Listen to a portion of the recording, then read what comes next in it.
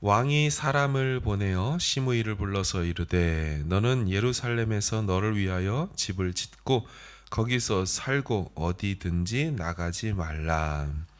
너는 분명히 알라. 네가 나가서 기드론 시내를 건너는 날에는 반드시 죽임을 당하리니 네 피가 내 머리로 돌아가리라.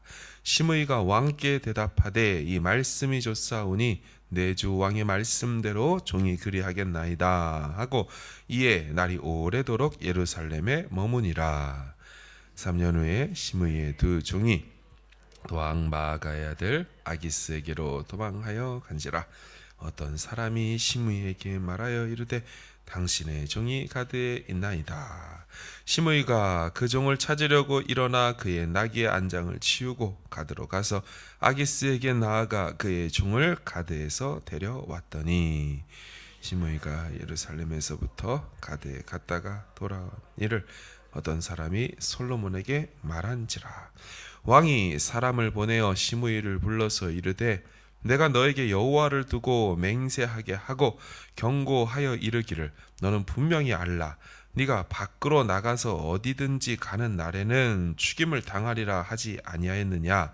너도 내게 말하기를 내가 들은 말씀이 좋으니이다 하였거늘 네가 어찌하여 여호와를 두고 한 맹세와 내게 이른 명령을 지키지 아니하였느냐. 왕이 또 시므이에게 이르되 네가 네 마음으로 아는 모든 악 곧 내 아버지에게 행한 바를 네가 스스로 아나니 여호와께서 네 악을 내 머리로 돌려보내시리라. 그러나 솔로몬 왕은 복을 받고 다윗의 왕위는 영원히 여호와 앞에서 견고히 서리라 하고 같이 읽습니다. 여호야다의 아들 분하에게 명령하매 그가 나가서 시므이를 치니 그가 죽은지라. 이에 나라가 솔로몬의 손에 견고하여 지니라. 아멘. 자, 오늘 본문까지 솔로몬의 정적들이 처단당하는 내용들입니다. 제일 먼저 누가 글이 됐습니까? 왕권에 반역하고 도전했던 형님 아도니아가 기회를 주었건만 아버지 다윗 왕의 여인을 달라고, 수냄 여인 아비삭을 달라고 선을 넘는 바람에 죽게 되었죠. 한 사람이 죽었습니다. 어제 본문에서는 아도니아가 반역할 때 같이 함께했던 군대 장관 요압이 비록 제단불을 도피성에 갈 것처럼 잡아봤지만 그는 고의로 선하고 의로운 사람을 죽였지 부지중에 그 일을 한 게 아니기 때문에 그냥 그 자리에서 또 분하야에 의해서 죽임을 당했죠. 또 세 번째로 누가 죽었습니까? 죽진 않았네요. 제사장 아비아달이 약 100년 전에 그 엘리 제사장 가문에게 임했던 그 저주와 심판의 맥락 속에서 비록 자신의 아버지 아히멜렉의 일가 85명의 죽임 속에서도 살아남았다 하더라도 마지막에 자기 욕심에 끌려서 아도니아 편에 섰다가 목숨만 부지한 채 제사장직은 파면당하고 낙향했습니다. 자, 오늘 본문에서도 아버지 다윗과의 관계에서 큰 문제가 있었던 시므이라는 사람이 죽게 되는 내용이 나옵니다. 자, 어떻게 해서 죽게 되었을까요? 먼저 시므이는 지금 이 솔로몬 왕하고는 아무 관련이 없는 사람입니다. 아버지 다윗이 그 옛날에 아들 압살롬에 의해서 이렇게 반역을 당하지 않았습니까? 그러다 보니까 이 궁에 있지 못하고 예루살렘을 떠나 급히 요단강을 건너서 동쪽 마하나임 지역으로 피신을 갈 때였습니다. 그때 다윗과 함께한 무리들이 피신해서 막 도망가다 바후림이라는 지역에 딱 도착을 했는데 이 바후림에 살고 있던 이 시므이라는 사람이 다윗을 보자마자 막 욕과 저주를 하는 겁니다. 이 도망 나온 왕을 위로하기는 못할지언정 그렇게 저주하는 거예요. 근데 그 당시 장면을 보면 한 번 저주한 게 아니었습니다. 쫓아오면서 그렇게 저주를 퍼붓습니다. 피 흘린 자여, 사악한 자여, 가거라 가거라, 꺼져라 꺼져라. 너가 이런 일을 당하는 것은 네가 사울 집안에 피를 흘린 까닭에 꼴 좋게 된 거다. 왜 이런 말을 시므이가 다윗에게 했겠습니까? 시므이는 사울의 친척입니다. 그러니까 지금 사울 집안이 대를 이어 왕을 하지 못하고 다윗이 유다 지파가 왕이 된 것이 이 사울의 친척인 시므이 입장에서는 분하고 원통하다는 거죠. 그런데 여러분 아시는 것처럼 다윗이 왕이 된 것이 다윗이 사윗을 죽여가지고 취하여 얻게 된 왕권이 아니죠. 하나님께서 다윗에게 주신 왕권이었고요. 근데 지금 이 시므이는 이 모든 것을 싹 다 부정하죠. 자기 입장에서, 자기 지파 입장에서만 봐서는 이 도망치는 다윗 너 꼴 좋다 하며 온갖 악담과 저주를 퍼붓는 겁니다. 그러자 그 꼴을, 그 소리를 듣고 있던 이 다윗 옆에 있던 다윗의 용사 아비새가 다윗에게 한마디 하죠. 왕께 여짜오되 이 죽은 개가 어찌 내 주 왕을 저주하리이까? 청하건대 내가 가서 그의 머리를 베게 하소서. 말씀 한마디만 하면 그냥 목을 끊어버리겠습니다. 근데 다윗이 이 아비새를 진정시키죠. 그리고 이렇게 말합니다. 혹시 아느냐? 여호와께서 그에게 다윗을 저주하라고 하심인지 모르지 않느냐? 내 몸에서 난 내 아들도 나를 해하려 하거든. 하물며 이 베냐민 사람이랴 그냥 저주하게 두라. 혹시 여호와께서 나의 원통함을 감찰하시리니 오늘 그 저주 때문에 여호와께서 선으로 내게 갚아주시리라. 대단하지 않습니까? 누가 봐도 명령 한마디면 아비새가 건너가서 시므이를 직결 처형할 수 있는데도 그냥 두죠. 신앙으로 그 상황을 해석하고 여호와의 긍휼에 자신의 운명을 내어 맡깁니다.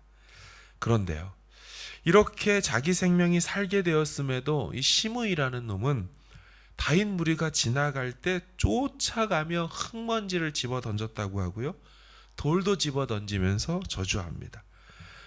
그런데 결국 이 압살롬의 쿠데타가 성공하지 못하죠. 다윗이 결국 복직하게 됩니다. 왕권이 다시 서요. 그러니까 이 소리를 들었던 시므이가요, 이제 자기 죽게 생겼지 않습니까? 급히 행동을 합니다. 속히 자기 지파 베냐민 사람 1000명을 대동하고 다윗 왕 앞에 나아가서 팍 꼬꾸라집니다.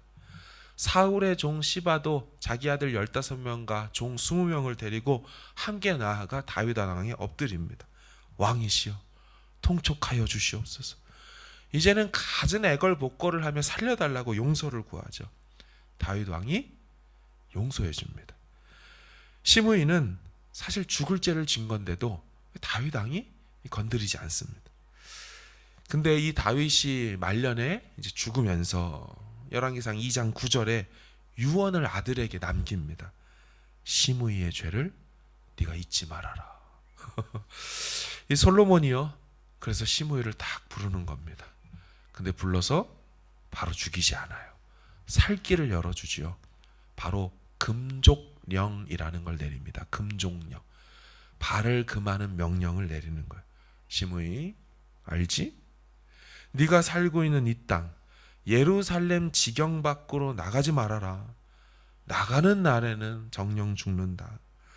특별히 예루살렘 동편에 보면요, 동쪽으로 가면 이 남북을 가로지르는 기드론 시내, 기드론 골짜기가 있는데 이걸 넘어가지 말라고 합니다. 이유가 있었습니다. 왜냐하면 이거를 넘어가게 되면 시므이의 원래 지파 베냐민 지파 땅이 됩니다. 그러니까 유다 지파 땅에 있으라는 얘기죠. 그러니까 내 관할 안에 있어라. 내가 보는 데서 살아라. 이 말을 얘기하는 거예요. 만약에 이 시므이가 베냐민 그 사울의 친척인데 베냐민 지파 땅으로 이거 넘어가 버리면 거기서 무슨 꿍꿍이 속을 짓을 해서 나중에 솔로몬의 정적이 될지 모르기 때문에 너는 이 예루살렘 땅에서만 살고 이 기드론 시내 넘어가면 이 기드론 시내는 더 이상 기드론 시대가 아니고 너한테 요단강이 될 줄 알아라. 이렇게 말해놓은 거죠. 그래서 시므이는요, 새왕 솔로몬이 자신을 불렀기에 야, 오늘이 내 제삿날인가 보다 하고 알았다가 계속 살게 해준다고 하니까 좋아했습니다. 자신도 꼭 그렇게 하겠다고 말하죠. 시므이에게 예루살렘이 도피성이 된 것입니다. 예루살렘에 있기만 하면 자기는 죽을 때까지 생명이 보장된 거죠. 그러나 이렇게 약조하고 3년이 지난 어느 날, 이 시므이에게 속했던 종 2명이 시므이를 떠나 경계를 넘어 이 블레셋 땅에 들어갔습니다. 이 가드왕 아기스에게로 종들이 도망친 거죠. 여러분, 그러면 어떻게 하면 됩니까? 시므이가 사람 보내서 그 종들 2명 잡아오면 되지 않아요? 근데 참 어리석게도 이 시므이가 말을 타고 직접 위수 지역을 넘어요. 절대로 넘어서면 안 되는 기드론 시내를 넘어 블레셋 땅에 다녀옵니다. 문제는 이 사실을 어떤 사람이 솔로몬 왕에게 전했다는 거죠. 그러자 2번째 시므이 소환이 일어납니다. 솔로몬은 시므이에게 말합니다. 시므이, 너 나랑 약속했지? 너도 그 약속이 좋다고 했지? 이 지역을 떠나 기드론 시내를 넘어가면 그때 이 시내는 더 이상 그런 게 아니고 요단강이 된다고 했지? 시므이가 본문에 보면 아무 말도 못합니다. 그리고 솔로몬의 군대 장관 분하야의 칼을 받고 죽게 되지요.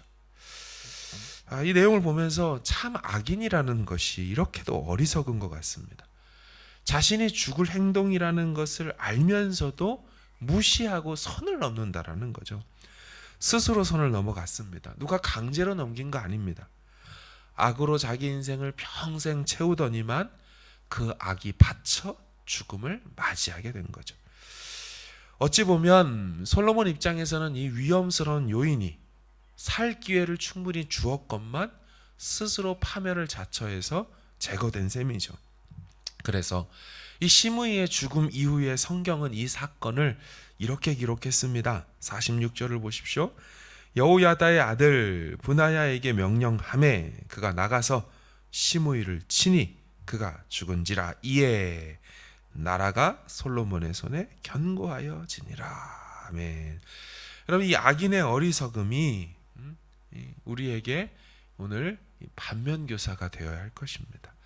살 기회를 주었건만, 은혜가 베풀어졌건만, 은혜로 얻어진 기회를 우리는 시므이처럼 스스로 날리면 아니 된다라는 거죠. 왕의 명령을 가벼이 여기면 안 된다라는 겁니다. 솔로몬 왕이 모르겠지. 아무도 모르겠지. 경계가 풀어졌겠지. 3년간 아무 일도 없었잖아. 이런 안일한 생각에 자기 죽을지 모르는 위수지역 이탈을 감행하더라는 거예요. 여러분, 우리도 죄라는 걸 지을 때 이와 같을 수 있지 않습니까?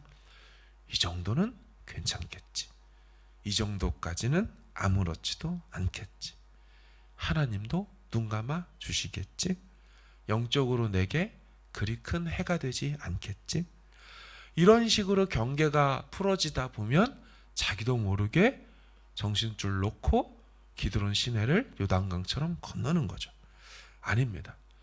성경에서 한 번 아니라고 한 건 시간이 지나도 아닌 것입니다. 한국에서 아니었던 건 아무리 이 땅으로 와도 여기서도 아닌 거죠. 반대로 한국에서 그렇게 신앙생활을 했다면 여기서도 그렇게 하나님 앞에 똑같이 살아야 하는 것입니다. 결국 이렇게 악과 악인들의 일들이 스스로 자멸함으로 이 솔로몬의 나라는 더욱 부강하게 되었습니다. 자, 그런데 이제 다음 장부터 그 잣대가요, 이 악인들에게 되었던 그 잣대가 솔로몬에게도 향하게 될 겁니다. 무슨 말입니까? 아버지 다윗이 하지 않았던 것은 아들 솔로몬도 하면 안 되는 것이 되는 거죠. 반대로 아버지 다윗이 평생을 두고 추구하고 쫓았던 것은 아들도 평생을 두고 여호와를 쫓으며 살아야 된다라는 거예요. 오늘도 여전히 하나님 앞에서 우리에게 주어진 길이 있습니다. 진리의 길이죠. 생명의 길이에요. 그 길 걸으라고 우리를 이 길로 인도하셨다면 우리 끝까지 묵묵히 그 길을 걸어야 하는 것입니다. 잠시 잠깐 경계를 풀고 기웃기웃대며 괜찮은 게 없을까 하고 선을 넘는 순간 예외 없이 여지 없이 수천 년의 역사 동안 그 일을 행했다면, 그 선을 넘었다면, 복받은 인생이 없었다 한다면, 여러분 지금도 그렇게 하면 복이 없는 거지만, 복이 없는 거예요. 동시에 수천 년 동안 그 길을 끝까지 이 길밖에 없는 줄 알고 오직 한 길 걸어서 끝내 복된 삶으로 하나님께 영광과 기쁨이 되었다면, 지금도 변함없이 세상이 아무리 빠르게 변해가도 우리는 이 길을 끝까지 고수해야 하는 줄로 믿습니다. 하나님 앞에서 은혜로 주어진 이 시간들, 우리는 순종으로 수를 놓으며 그렇게 묵묵히 걸어갈 수 있어야 될 줄로 믿습니다.